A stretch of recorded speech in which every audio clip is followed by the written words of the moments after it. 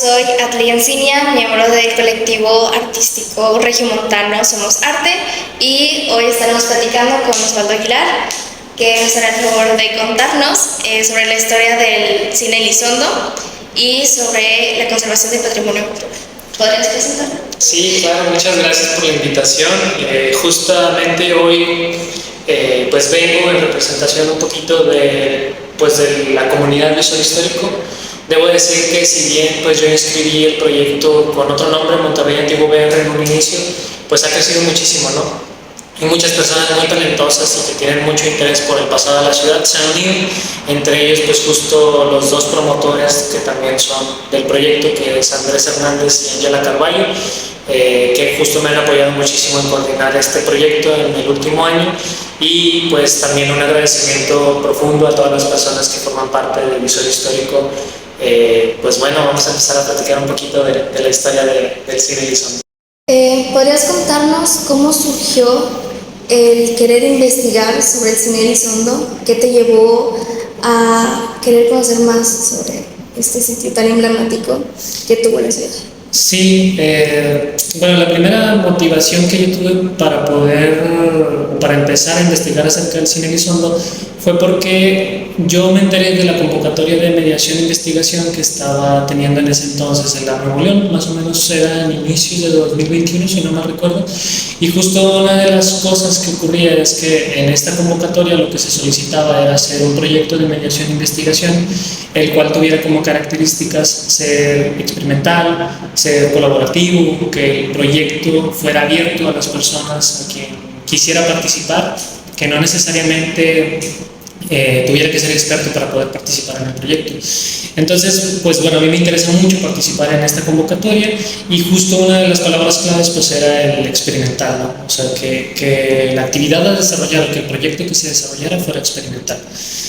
Entonces, pues bueno, de formación yo soy historiador y muchas veces pues el historiador o la historiadora lo que termina haciendo con la investigación que realiza es que termina desarrollando pues un libro, una revista, una ponencia, una conferencia, y aunque son formas de divulgación bastante interesantes y que deben de seguirse haciendo, pues yo siempre lo he dicho cuando he tenido la oportunidad de ir o de estar en otros como espacios, que pues es necesario también hacer otras formas para divulgar la historia.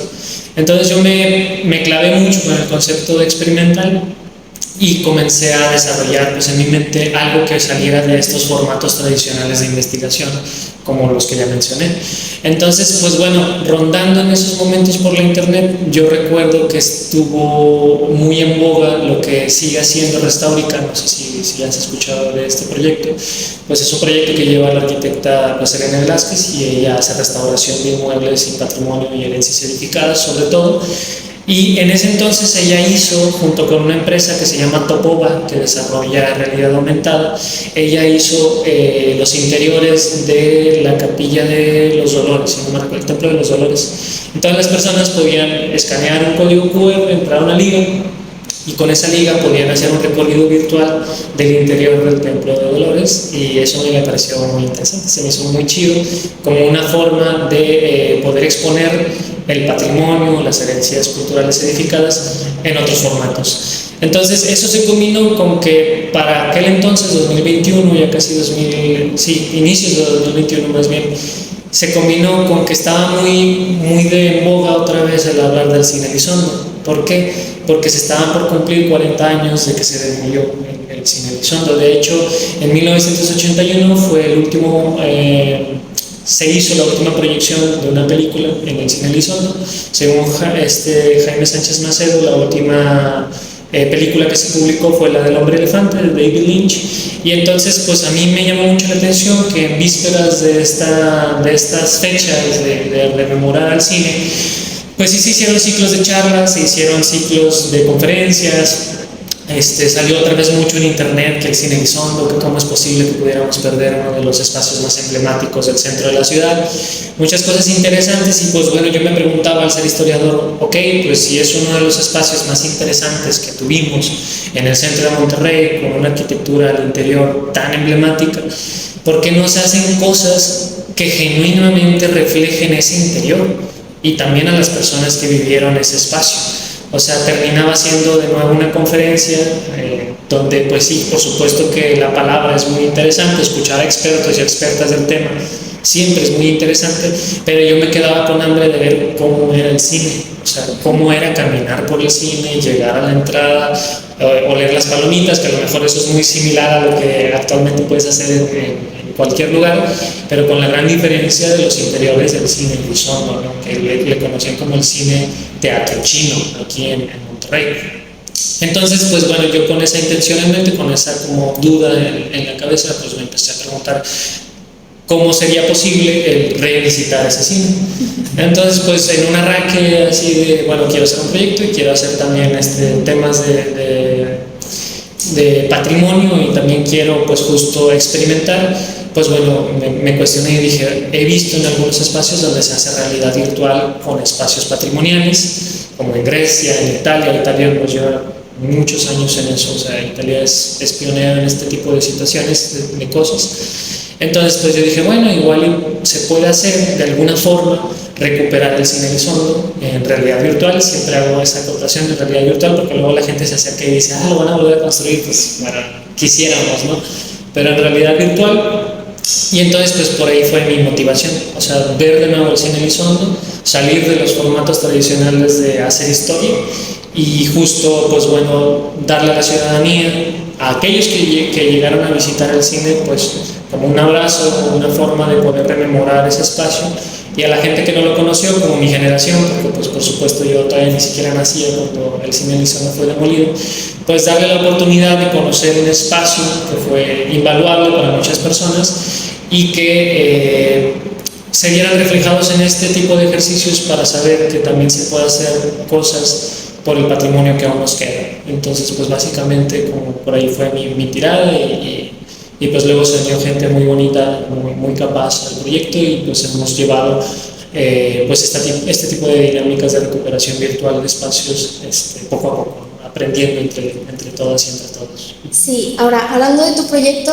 ¿qué es lo que planeaban llegar hacia las personas con ¿Me podrías contar un poco? Sí, pues en principio, fíjate que empezó como una idea muy básica, era hacer el cine Elizondo en realidad virtual y de esta forma pues poder hacer como una experiencia inmersiva. O sea, teníamos muy claro que queríamos hacer realidad virtual y una experiencia para que las personas pudieran visitar y en serio se sintieran dentro del cine nuevamente. Lo que ocurrió es que como este es un proyecto ciudadano, o sea, cuando se inscribe como proyecto ciudadano, pues sí se conjunta un grupo de personas con diferentes saberes, con diferentes formas de hacer, arquitectos, diseñadores, éramos dos historiadores al inicio, una historiadora y yo. También eran personas interesadas simplemente que les llamaba la atención la historia, entre otras cosas. Y bueno, lo cierto es que justo pues al ser un proyecto ciudadano nada les obliga, son voluntarios a participar del proyecto. Entonces, pues si en un inicio teníamos la idea de que fuera realidad virtual, pues nos encontramos con que genuinamente pues era más complicado de lo que parecía. O sea, a mí claro que tenía conocimiento de hacer diseño digital, etcétera, porque mi familia, mi hermana se dedica a eso, por ejemplo, me tutorió, me mentoreó un poco en esos temas, pero lo cierto es que se volvió un poco más complicado, pero en el camino a llegar justo a este prototipo, a este primer acercamiento a la realidad virtual del cine Elizondo, pues lo que ocurrió es que tuvimos un chorro de actividades muy interesantes con ciudadanos y ciudadanas que iban desde, por ejemplo, tener talleres en los que invitábamos a las personas a aprender a hacer modelado en 3D con un enfoque de patrimonio, por ejemplo, o sea, específicamente para reconstruir el patrimonio de la ciudad. Y luego teníamos, por ejemplo, encuentros con vecinos, invitamos en múltiples ocasiones a vecinos aquí al antiguo Palacio Federal para que nos contaran sus anécdotas, historias acerca del cine Elizondo, historias acerca del centro de la ciudad, y eso al tiempo que fortalecía la comunidad que nosotros teníamos, también hacía justo que tuviéramos más información acerca de cómo construir o reconstruir el cine Elizondo. Entonces, pues si bien el fin último era hacer la realidad virtual del cine Elizondo, esta experiencia inmersiva, un espacio para que la gente pudiera revisitar el lugar, pues bueno, terminó siendo también una plataforma para hacer múltiples actividades con múltiples personas en diferentes momentos. Entonces, Todo eso se desarrolló y a final de cuentas sí llegamos al objetivo, que era hacer, justo aquí también en el antiguo Palacio Federal, hoy la Nuevo León, adecuamos una sala grande donde proyectamos los interiores del antiguo Cine Elizondo, el video de la demolición, y justo las personas podían hacer un recorrido en el que el último punto era justo ponerse unos lentes de realidad virtual y visitar nuevamente el cine, los interiores, que lo conocieron, y pues tuvimos a muchas personas que nuevamente lo revisitaron porque vinieron muchos adultos mayores y también muchos jovencitos, jovencitas que venían con sus abuelos, con sus bisabuelos a conocer por primera vez el cine de Sonda. Entonces pues fue esta experiencia inmersiva, básicamente, como realidad virtual. Sí, al inicio me comentabas sobre el cine oriental, me dijiste. Cuéntanos un poco más de eso. ¿Cómo era su arquitectura por dentro? Porque en las fotos se ve un estilo muy oriental. Claro. ¿Me podrías contar un poco más sobre eso? Sí, el Cine Elizondo justo fue un proyecto que desarrolló el arquitecto Arturo Olivero Cedeño. En algunas fuentes viene como ingeniero arquitecto, entonces probablemente tenía justo los dos títulos. Fue un proyecto que se desarrolló a encargo de los hermanos Elizondo y también por la empresa Atracciones Mundiales S.A. Justo esta empresa era de los hermanos Rodríguez. Entonces, cuando se decide desarrollar, pues está atravesado por el contexto que ocurre en la ciudad, en realidad, y no solo en la ciudad, sino en México y alrededor del mundo. En ese entonces, justo los cines pues tenían esta característica de ser monumentales, es decir, salas que iban de los 600 personas a las 1500 personas o más. Incluso aquí en Monterrey había algunos que tenían una capacidad increíble, como el Lírico, el Encanto, justo el cine Alameda, por ejemplo, también conocido como el cine Monterrey, si no mal recuerdo. Estos cines eran monumentales, pero en el momento en que se construyen, entre 1928 y 1940 más o menos, la corriente arquitectónica, bueno, más bien el lenguaje arquitectónico el cual predomina es el Art Deco. El Art Deco es pues muy sobrio, son líneas muy rectas, verticales. Por lo tanto, en la fachada, el Cine Elizondo pues es muy sencillo, relativamente sencillo, ¿no? Todo ejercicio arquitectónico y de diseño tiene su complejidad, pero es muy sobrio en la parte frontal, ¿no? Es una sola entrada con un arco justo, una marquesina, es casi todo de color blanco, algunos azulejos rojos. Por eso no se le recuerda tanto por el exterior, justo como mencionas, se le recuerda muchísimo más por los interiores. Los interiores justo fueron también a encargo del arquitecto Arturo Olivero Cedeño, y en una de las entrevistas que aparece en el periódico Porvenir en la víspera de la inauguración, se relata cómo las personas de los periódicos se reunieron con él, entraron al cine y justo cuando empiezan a ver todos estos elementos de arquitectura oriental, le preguntan que por qué. Y en la nota, en la redacción, justo menciona que él soltó una carcajada y su respuesta fue sencillamente que pues era por un encargo de él, o sea, en realidad era como a su antojo. Entonces que no tenía más bien como un sentido específico los elementos que ahí se encontraban. Pero si tú te le rascas un poquito, bueno, esa es una de las hipótesis a las que pudiéramos como apuntar, es que en realidad en ese entonces pues justo todo este tema de la arquitectura oriental, de las culturas orientales, está en boga. Lo puedes encontrar por ejemplo en el cine teatro chino de Estados Unidos, si no mal recuerdo se llama el cine Kodak.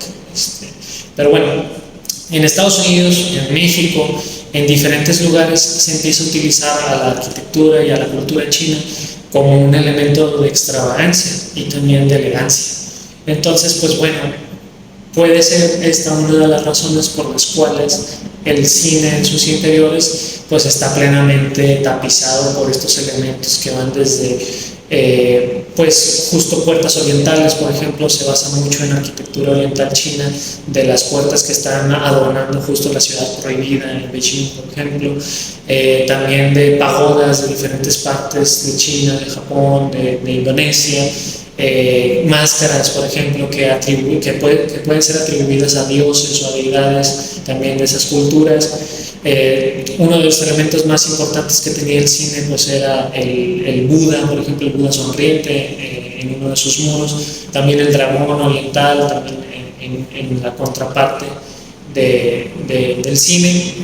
Entonces muchos elementos de arquitectura oriental, pero que se desarrollaron en realidad con yeso. O sea, y fue justo, y adelanto un poquito de yeso, fue justo esa una de las razones por las cuales no se protegió más el inmueble, porque uno de los argumentos era que el interior del cine pues no tenía un valor realmente artístico, porque pues estaba hecho de yeso. Entonces pues justo fue una de las razones por las que no se recuperó casi nada de eso. Sí, entonces no hay conocimiento de que hayan quedado algunas esculturas o pues sí, de este cine en otras partes que se hayan recuperado. O... Sí hay. De hecho, cuando estábamos haciendo el proyecto del Cine Elizondo, justo, en realidad sí nos encontramos con que algunas personas habían logrado rescatar ciertas partes del cine, pero no de las partes más importantes de los muros norte y sur. Más bien, de lo poco que se pudo recuperar fueron los ornamentos que adornaban la entrada del lobby hacia justo a la sala principal. Ahí, en la parte de la entrada, y después igual les puedo compartir ahí unas fotografías, en la parte de la entrada estaba adornada por madera que tenía grabado. Y, por ejemplo, mucho de lo que se grabó en madera en diferentes partes, pero sobre todo eso sí se recuperó. También se recuperó una princesa hecha también de madera que se le llamó la princesa Mía. Esa se la quedó, si no mal recuerdo, la arquitecta Patricia Rubalcaba, la ingeniera, perdón, Patricia Rubalcaba. Ella fue la encargada de demoler el Cine Elizondo, y de hecho fue uno de los primeros edificios en Latinoamérica, si no mal recuerdo, en ser demolido con dinamita. Entonces se dinamitó el Cine Elizondo. Entonces, sí se recuperaron algunas cosas, pero la mayoría de lo que se encontraba adornando los muros no se pudo recuperar, también por el hecho de cómo fue construido. En las fuentes se menciona que las partes de los muros interiores lo que pasó es que se hacía con malla y luego se recubrió con yeso pegado a la pared. Entonces, al momento en que las personas querían quitar o retirar alguna de las piezas que adornaban los muros, pues era casi imposible, porque donde intentaban quebrar para poder retirar, se venía toda la pieza. Entonces, pues casi nada se recuperó.